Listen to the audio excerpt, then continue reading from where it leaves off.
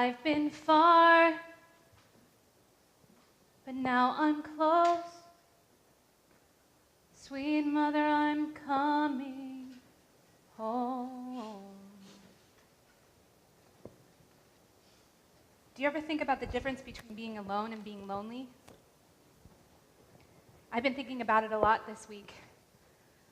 The truth is, there's nothing much to do but think when you're totally isolated outside the camp.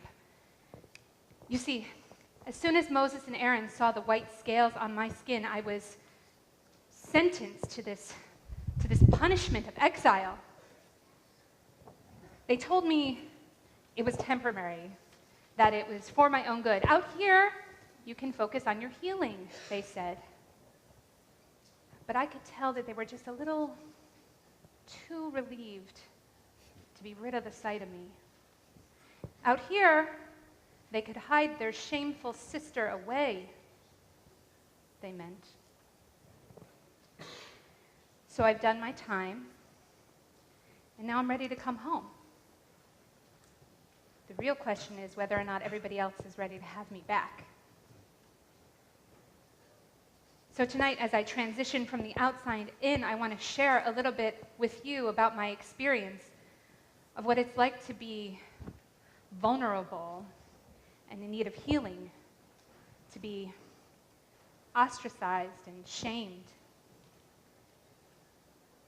You'll be hearing more from me later. I'd like to thank Miriam for being willing to share her story and for encouraging us, perhaps this evening, to share ours with each other. You might be wondering how Miriam came to be with us tonight and why she looks an awful like Rabbi Jessica Lenza, our Director of Religious School Engagement. As part of this experimental Shabbat service, we're incorporating storytelling techniques originated by Lab Shul. This bibliodrama is meant to bring history and fantasy together, to intersect our collective story as a Jewish people with our personal stories. On the surface, this week's Torah portion, Tazria Metzora, is about skin diseases, every bat mitzvah's favorite Torah portion. But on a deeper level, it's really about loneliness.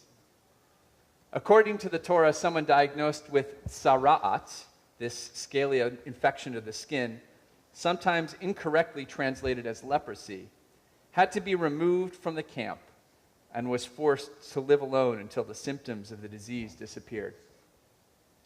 The afflicted person is absolutely shunned and has become a victim of the disease, and being a victim of the disease carries with it an intense amount of shame and dishonor. The Torah text doesn't explicitly say that the disease is an outer reflection of a problem with the person's character, but the rabbis later connect tzara'at with gossiping. This is largely because of a short vignette in the book of Numbers when Miriam is stricken with tzara'at after speaking badly about Moses' wife.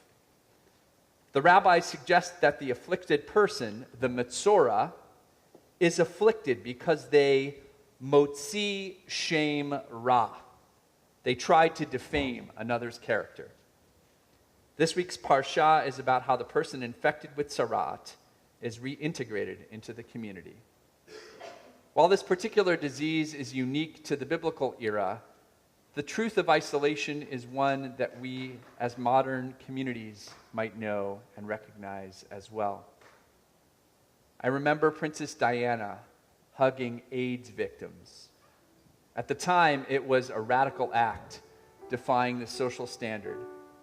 AIDS victims were quarantined and shamed. They were blamed for their disease.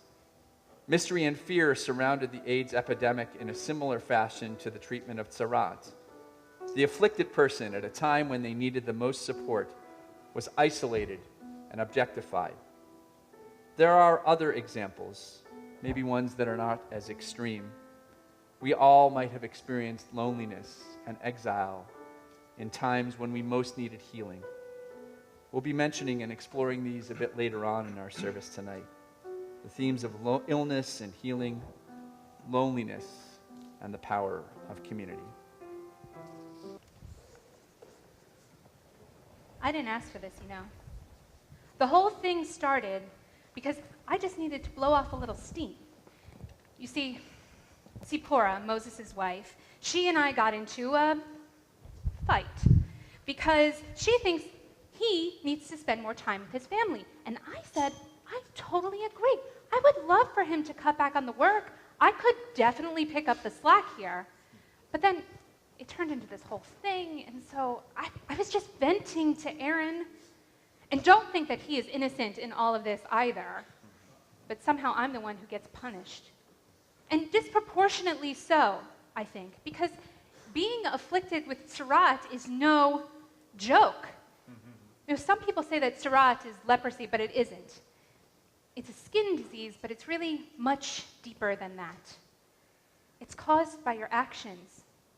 Well, that's what they say, at least. It's like the scarlet letter of the ancient world. And once you have it, nobody wants anything to do with you. They toss you outside of the camp, and there's nobody to talk to, and time just seems to stretch on forever. And that's when the loneliness sinks in. My body was invaded by this awful disease, and then my soul was stigmatized by these few flippant words I said in anger. It's humiliating. Now, you may not have had tzara'at. I hope you didn't. But maybe you can relate. Maybe there was a time in your life where you felt isolated or alone, like, you know, you had some other kind of illness, or even when you're in a time of mourning or you experienced sincere loss, maybe going through a divorce or struggling with addiction or issues of mental illness. These are all times when we can feel alone. No, not alone. Lonely. I had no warning that my disease could be lurking in my DNA. It just happened so quickly. One minute I was fine, and the next I was quarantined. And I sat in this makeshift hovel outside of the camp with nothing to do but wait. Finally, the sores had disappeared, and it was time for Aaron to declare that the disease was really gone. I have never been so grateful to see my stupid brother in my whole life. But honestly, I was even more grateful to be seen by him. You know, it takes one person to make you not feel lonely anymore. And that was the Kohen's job. That was the priest's role, was to see the afflicted person, but beyond the affliction, beyond the disease, beyond the sadness, to really encounter me, us, in a sacred way. And after Aaron saw that the tzara'at has disappeared, he began this ancient reintegration ritual. It's sort of like a sacred dance almost. It's got smudge sticks and slaughtered birds and blood splattering. Very dramatic. And the details are kind of hard to understand, and it's even harder to understand how they could possibly help with healing, but somehow I think it did. I mean, I went from being totally ignored to being the center of this elaborate ritual. And then Aaron took my hand, and he brought me home. Well, not totally home. I had to stay for the past week in this temporary housing, in the camp, but not quite home. You know, when I left, I thought that, you know, everything happened so fast leaving, that everything would happen so fast quickly. But I see now that I needed that buffer zone, that liminal space in time, that in-between, that second stage of healing. And I'm so grateful for the healers in our community who, sometimes at great personal risk, attend to those who are ill. And soon, Aaron will be taking me to the very center of our world, to the Ohel Moed, the tent of meeting. This is like the direct line to the divine. And it's a symbol, really, that I'm home.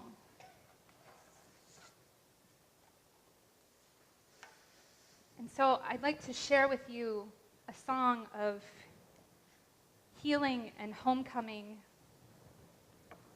of going from very far and somehow ending up very close. Sweet mother, I'm coming home. Now I know I'm not alone, 'cause I've been far, but now I'm close. Sweet mother, I'm coming home. And tell me, mother, can you hear me sing? Your love is everything, heart and soul, breath and skin. Your love is everything. Oh, mother, please hold me tight. 'Cause mother, I need some help tonight. What went wrong will soon be right. Oh, mother, please hold me tight. And tell me, mother, can you hear me sing? Your love is everything, heart and soul, breath and skin. Your love is everything. Dear mother, this world is strange. Love me, mother, and make me brave. In my dreams or on this stage, dear mother, this world is strange. And tell me, mother, can you hear me sing? Your love is everything, heart and soul, breath and skin. Your love is everything. And tell me, mother, can you hear me sing? Your love is everything, heart and soul, breath and skin. Your love is everything. Your love is everything. Your love is everything. Sweet mother, I'm coming.